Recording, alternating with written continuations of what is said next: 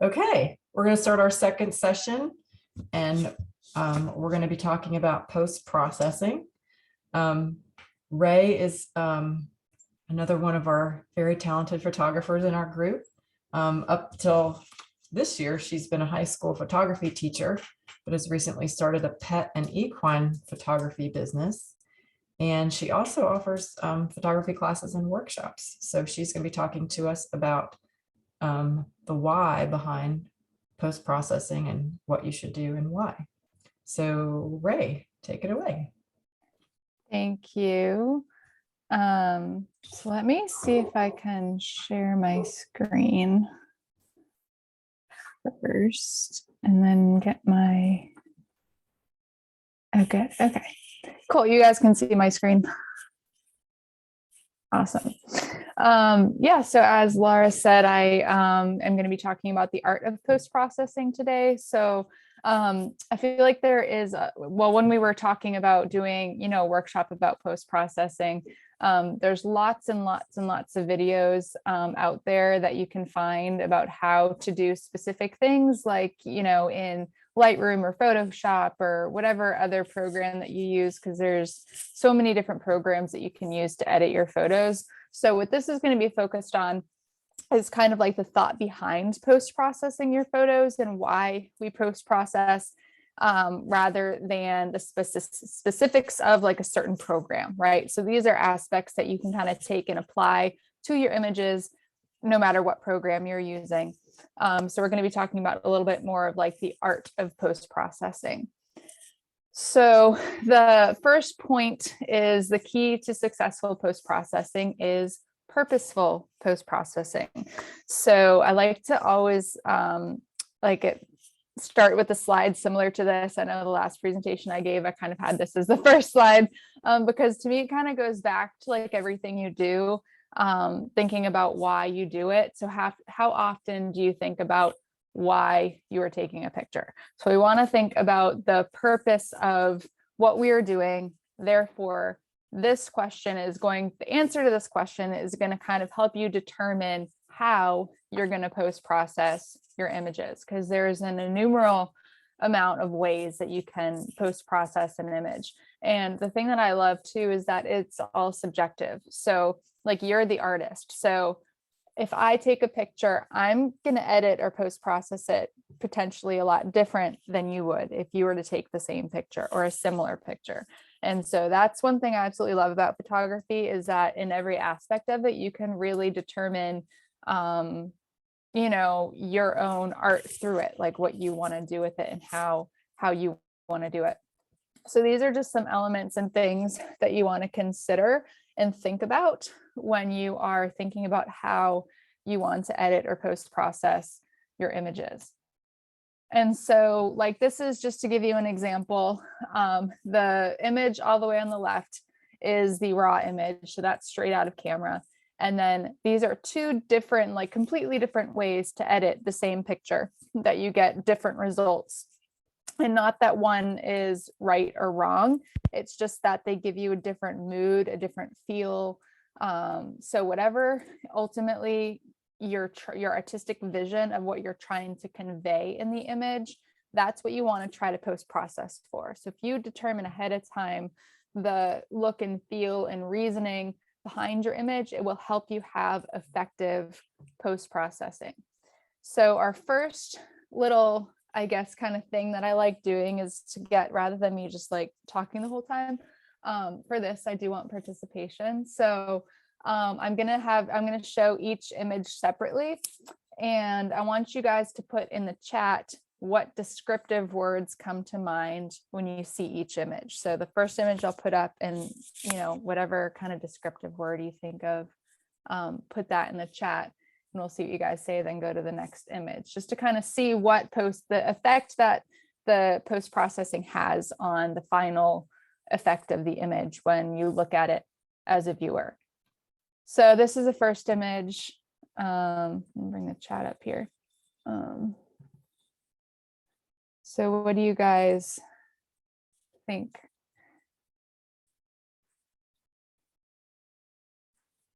Like what descriptive words washed out, close, intense.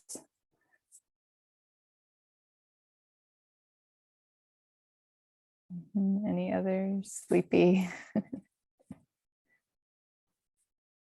gray. And determine if I want to attack, angry. Bland background. Awesome. And so those are some different kind of descriptive words that you might get from when you look at, oh, let me go back to the presentation, this image.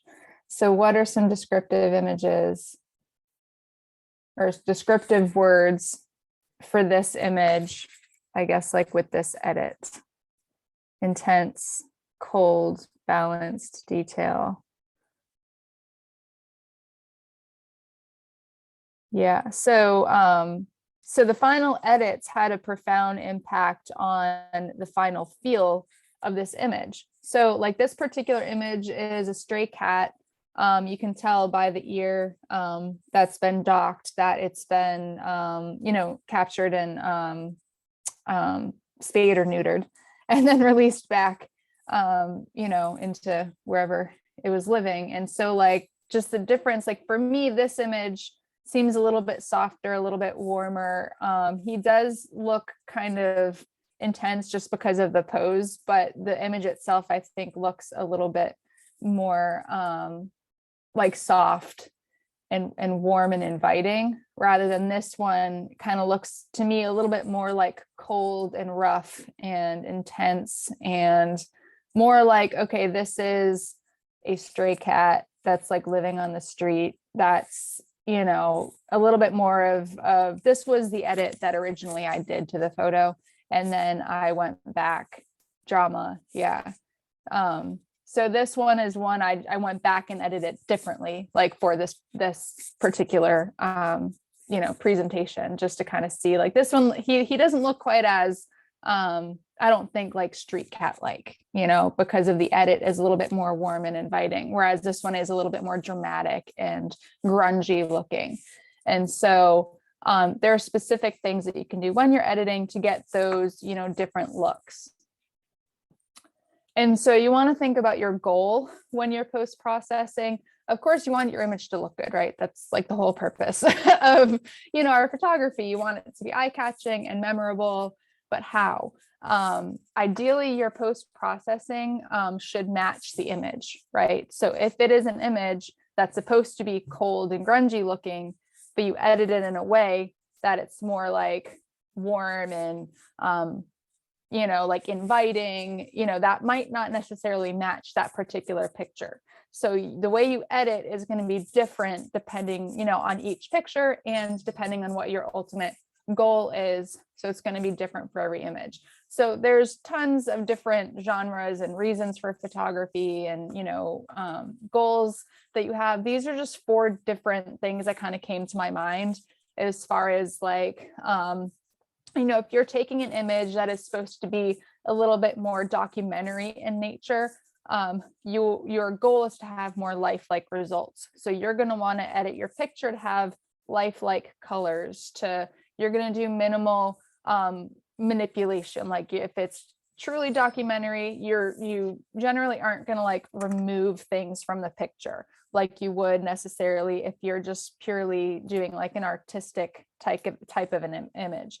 So if your goal is to be artistic and to kind of just show something that you want to show and express your own thoughts, artistic images, you want artistic results. So with that, the colors might be a little bit more manipulated. It might be, a little bit more saturated or a little bit more unrealistic looking, and that's totally fine. But that's a totally different way of post-processing than it would be if you're trying to just do like a documentary image. Persuasive. So like if you are taking a picture to try to help somebody sell something, that's also going to be edited in a different way because you're going to want to highlight the inviting nature of whatever it is that you're photographing. And then combination. So like for me, I think that most of my stuff kind of falls in the middle of documentary and artistic, like most of, my personal work. So you get to kind of decide what you want to keep in, what you want to leave out. but just thinking about the reasoning for each element in the picture and why it's there and what you want to draw attention to is helpful when you're actually thinking about how you want to edit your image in post-processing. So first thing that I generally tend to think about is mood. So like what kind of mood you desire your image to convey. This is going to be, again, different for each image. So should your focus, so you should focus your post-processing to facilitate this result. So like this image was on one of the meetups like several years ago when we went to Grayson Highlands Park, and that morning happened to be kind of cold and rainy and very foggy. And so, you know, the mood of this image is completely different than this image. This image was taken at the Virginia Polo Association, like when they were preparing the track for the match, the polo match. And they actually ended up postponing the match until later in the day because it was so hot. It was like hot, you know, that day, and the sun was bright. And so this mood of this image is totally different than the mood of this image. So they're going to be post-processed differently. This one, I'm going to kind of bring out the fog and bring out the cool elements of the image to kind of get that feel, versus this one, I'm going to bring out the warmth of the sun and the details of the tractor, you know. So the thought process is different between, you know, each image because the mood is completely different that I want to convey. You also want to think about the focal point. So what is the most important part of your image, right? So a lot of this goes into while you're photographing, right? These are also things you want to think about during the time that you're actually photographing. But there's also things that you need to look at these same things when you're editing and when you're post-processing. Is there anything that's distracting that maybe shouldn't be in your picture, that's distracting from your focal point? You can generally fix that in some cases in post-processing. So your post-processing should intentionally draw the eye to the focal point. And we'll talk in further slides about different ways in which you can do this when you're post-processing, like how you can actually direct the eye more towards the focal point of what you actually want people to look at. So this is an example of the original image versus the post-processed image. So the focal point here is the woman walking down the alleyway, looking at her phone, right? So in this first image, like, oh, where's my mouse? I don't know if you guys are gonna be able to see my mouse. Oops. Oh well. I was going to try to point to something, but so in the bottom, like left, there's kind of like a can or something that's there on the ground. Like that's kind of distracting. Like that doesn't really need to be in there, right? So when I'm post-processing, I cropped it a little bit to crop that out. I also will talk later about local adjustments, which is ways in which you can adjust just a certain part of the image. So I adjusted just her face to make it a little bit brighter because it was like in the shadow. This part up here was a little bit bright up where the arches are. So that kind of draws my attention there instead of to her. So when I was post-processing, I brought the highlights down to make the highlights a little bit darker so that then she stood out a little bit more, because our eyes generally go to like the brightest area on the page. I also then added a little bit of a vignette around the edges, because that also draws your eye in towards like the center, which is where the focal point is. So these are just some little things that you can do while you're post-processing to try to just direct the viewer's eye to the focal point of where you want them to look, instead of, other things that are in the page that you maybe shouldn't be there. And when I crop, I generally try not to crop too much, but like in this particular image, cropping out that little thing on the edge and then just bringing it a little bit closer brings the woman a little bit closer to the forefront. So for this particular image, it worked well with the cropping. And so again, with that, just to kind of reiterate, what elements are there in your image? What do you want to emphasize? So is there an element in the photograph that draws attention to the story that you're intending to portray? So when you're looking in your image, all imagery tells some kind of story, or has some kind of story breakdown. And ideally, you want to edit so that you are supporting that story. If it's not important, then it shouldn't draw the viewer's attention. And there are things you can do in post-processing to either eliminate it altogether or to subdue it and make it kind of like fall down into the shadows a little bit more so it's not obvious. Some things might support the story, so you might want to keep them in the picture, but not necessarily be a distraction. So sense of place is something that I like always try to work on, because when I photograph, I tend to just like automatically focus just on the thing that I'm trying to focus on and not get more of like the surroundings. So that's something that I've consciously made an effort while I'm photographing to do.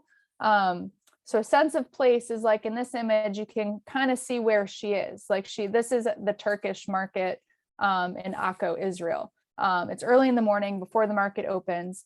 But with this particular image, because you have the surroundings, you have a sense of place. You can kind of tell where she is and maybe even what time of day it is because of the light coming in. It does almost kind of look early morning. You know, she's the only thing there. There's nobody else there. So having that sense of place is important. So when you're post-processing, you don't want to like get rid of that if it's important to your picture. There are some pictures where you don't necessarily want a sense of place. You just want the focal point to be like in your face. That's fine. But thinking about how you can actually include that, you know, in your image by not like cropping it all out if it's needed and if it helps tell the story you're trying to tell with your picture. So to kind of help try to break it down, I guess, into like steps and things you can kind of consider. Step one, check to see if the image is technically all right. So this is, for me, kind of like the first thing, like the main point of post-processing is to make sure your image is as technically good as it can be. So like, is the exposure correct? Do you need to brighten it or darken it a little bit?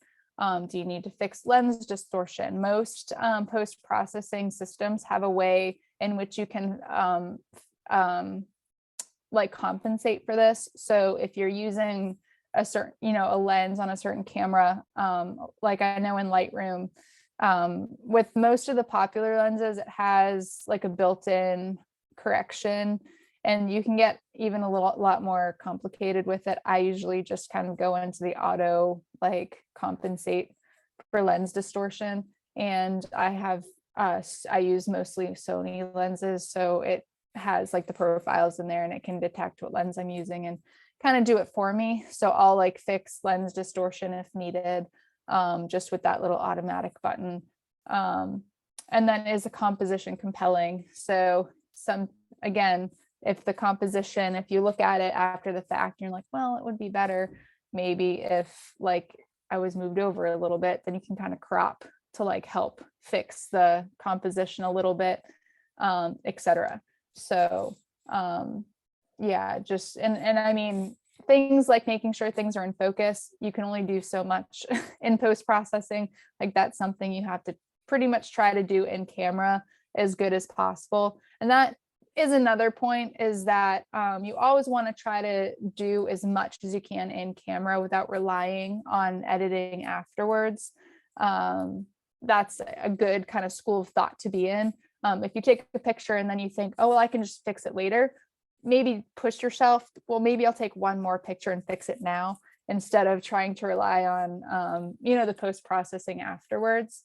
At least that's what I do. I think that's kind of a general good school of thought, to push yourself to better your photography, to try to do as much as you can in camera, and then use post-processing just as like a last, you know, aid to that.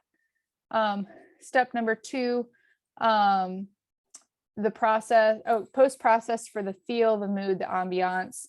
So you want to ask yourself two questions. So first, look at all the technical things, like technically, does this look okay? And what can I do to technically make it better? Then think about what we've talked about already, like what mood do you want to portray in your image? ask yourself, how did you feel at the scene? And how do you want the viewer to feel when they look at the image? So these are two questions that I think are really, really helpful when you're post-processing. Because one, you can remember, because ideally post-processing is to try to help convey the mood and the feeling that ideally you saw when you felt while you were there, or that you want the viewer to feel when they look at your picture. And so knowing the answer to this question is going to kind of determine, again, how you post-process. So the answers to these questions lead to more practical questions. And then this is the specifics of like, that's kind of the general, like, okay, I know the feel now. What do I do? So you can adjust the white balance. So do you want the image to be warm or to be cool? Like those first two images that I showed you, the one with the fog, I wanted that to be cool looking because it was cold. it was dreary, and that image wouldn't make sense for that image to be like warm in color, right? If I changed that image white balance so that it was more warm, like that would just be awkward, because like it's definitely a very cool image. And vice versa, the one with the bright sun, hot day, that one makes sense to be more warm. So you adjust the white balance. Also, the white balance is something you can adjust in the technical part to make sure that it looks accurate, right? So if you took a picture and you realize that your white balance was a little bit off on your camera, you can adjust that in post-processing to make it look accurate and not too, you don't want it to look too cool or too warm, unless for an artistic reason you're doing that, on purpose. Do you want to brighten or darken the scene? You can subtly adjust the exposure. So once you get the exposure set to what it's supposed to be, you can make an artistic decision. Like I've had pictures where, again, I wanted it to be bright and washed out on purpose because it was a bright, sunny, like washed out day. And so like that was the purpose of the image. So I made it a little bit brighter, where I lost a little bit of detail, but artistically, that's what I wanted in that picture. This particular picture right here, I made a little bit darker because I wanted that kind of dramatic, like harsh lighting. That was at the fair, and I happened to see it was dark out, and the light was just hitting, and like making the silhouette kind of like with light. So I could have brought the shadows up so that you could see more of the shadows. But for my artistic purpose, I didn't want that. I wanted to make the image darker and had add a little bit more contrast so that you saw the outline in a stark contrast between the lights and the darks. So that's an artistic decision. Somebody else may have done it completely different. They may have brought the shadows out so you could see the whole image a little bit more. And if that's what you want, go for it. It just kind of goes back to your purpose of what you want to do with the image. Should the image be contrasty or soft? So you can subtly adjust the contrast, the curves, the clarity, the sharpness. These are all technical things within your editing software. You can adjust based on the look that you desire for your outcome, mood, or feeling. Again, this picture is a little bit more contrasty because I wanted it to be more contrasty. There's other images that I on purpose bring the contrast down so that it has a more soft look, because that's the mood or the feeling that I want to evoke. So again, these are, just things that you can think about and look at in regards to,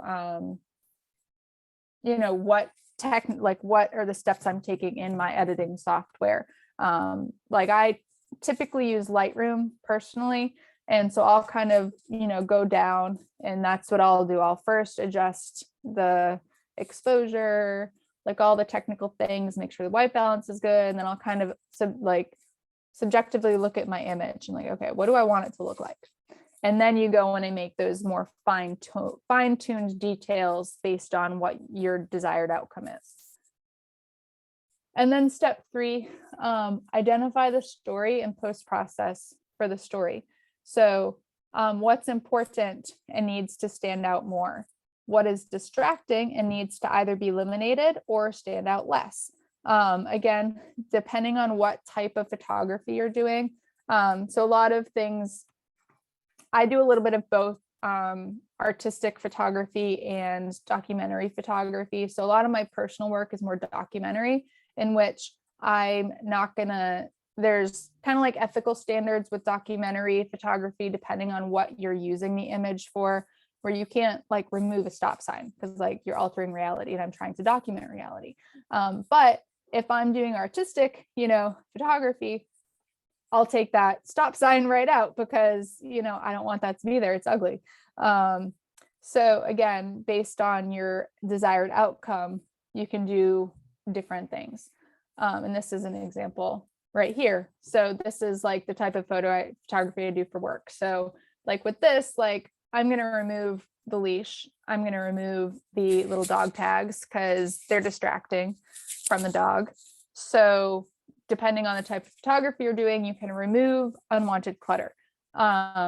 So you can go in and make specific adjustments. So this is something where I would like do my basic edits, like my just basic enhancements in Lightroom. And then I would open it in Photoshop and use like the Photoshop tools to actually like remove the leash and the little foot that's over there in the corner that like shouldn't be in the picture. And so those are the more like local, like specific adjustments that you can make. So this was the original, and that was my post-processed image with removing the unwanted clutter. Or you can go in and make specific adjustments. So you can also make unwanted clutter kind of fade more into the background with local adjustments. So like this is a piece that I did for purely documentary reasons. So I like couldn't go in and remove things that were actually there because that would just be unethical, because I'm showing, like I'm trying to document what's there, right? So for this type of photography, I'm going to crop more creatively.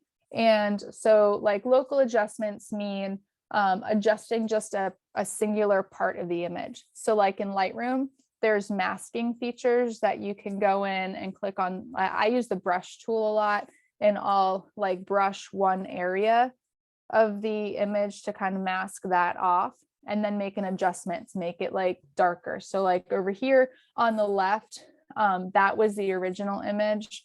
And then on the right, that's my post-processed image.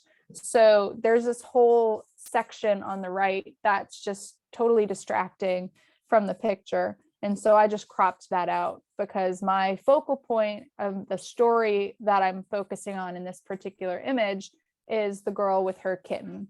And I want you to see like that interaction between them. So I don't want your eye to go over to the right-hand side, even though that kind of shows a little bit more of what the house looks like.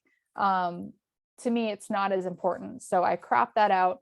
And then the background, I made a little bit darker so that there's just a few things back there that I didn't want to be distracting. So you can also, like in Photoshop, use the dodge and burn tool to burn something to make it darker, or to dodge something and make it lighter.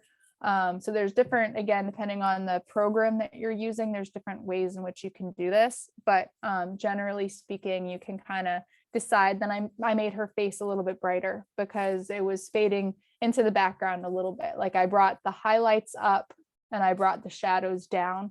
Sometimes I'll do the opposite. If I want to see more details in the shadow for a specific reason, I'll bring the shadows up and make the shadows a little bit brighter. And sometimes I'll make the highlights a little bit darker, and that creates less of a contrast. So if I have an image where I want it to be a little bit more even, then I'll do that for post-processing, versus like an image like this where I wanted it to be a little bit more dramatic, a little bit more contrasty. I brightened the highlights just a little bit and then made the shadows a little bit darker so that the unwanted things in the shadows faded more into the shadow. So those are ways that you can kind of do the same thing as far as like bringing the viewer's attention to the focal point without necessarily having to like actually like remove something in Photoshop. So original and then post-processed.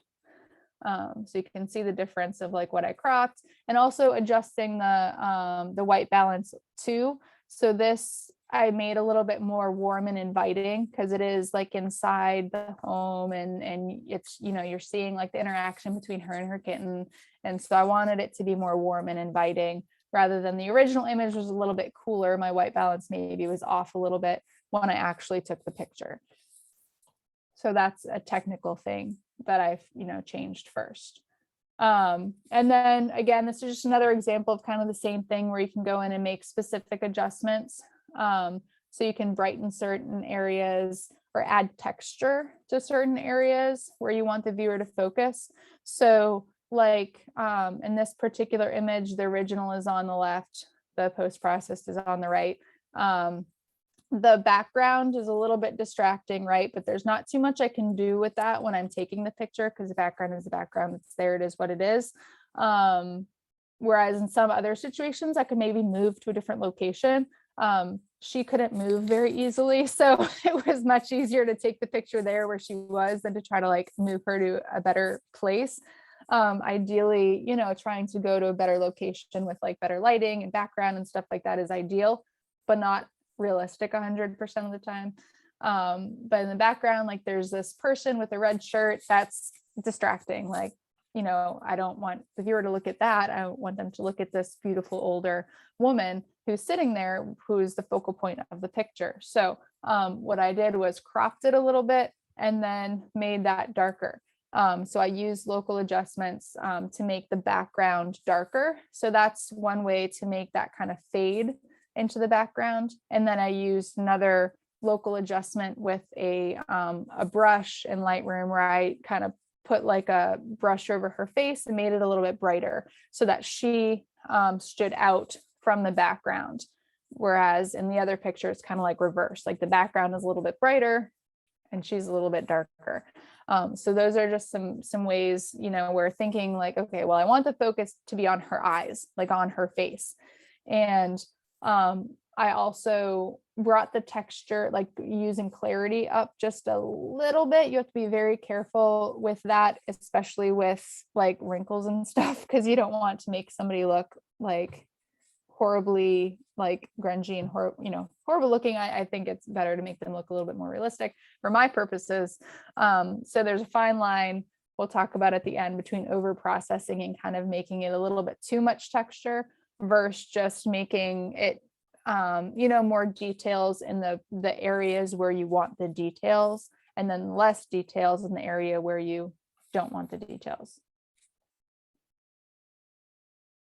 So again, original, my eye gets drawn to the left side because it's brighter and there's a person with a red shirt, right? So I needed to make that kind of like go away and like fade into the background and, draw attention more to her face. So that is intentionally how I edit it in order to do that. And then also another helpful thing is adding the vignette. I don't add that on every picture, but like something like this where I want it to be darker around the edges to draw the eyes in, I'll add a vignette like in Lightroom. And so then lastly, don't overprocess. So this is, again, a fine line. And sometimes, like, again, if you're doing something for purely artistic reasons, like you might want to overprocess it on purpose, to get, some kind of expressionism thing out that you're trying to do, which is fine. But generally speaking, you want to try not to overprocess your image. So if your image looks obviously edited, and if you look at a picture and the first thing you say is, oh, that's edited a lot, that's usually probably not the best thing, unless that's, again, your artistic vision of what you're intentionally trying to do. If it starts to look unrealistic, scale the edits back a little bit and just make subtle adjustments. It's better to make little adjustments first and then to look at it and decide, okay, I need to make more adjustments to this, rather than just to like totally like edit it a ton and then look at it. It's harder to like realize what to scale back to like make it look more realistic. when you look at an image, generally speaking, post-processing shouldn't really be like the first thought that goes into somebody's mind when they look at the picture. You want it to be the picture and the subject of the picture and the story of the picture. So the subject and intent of the photo should be essentially the main focal point and thing that people look at when they look at the image. And so I wanted to leave some time for some questions. If you guys had any questions, about any specific things editing wise. I don't see any posted. Does anybody have any questions for Rae? You can unmute yourself if you'd like.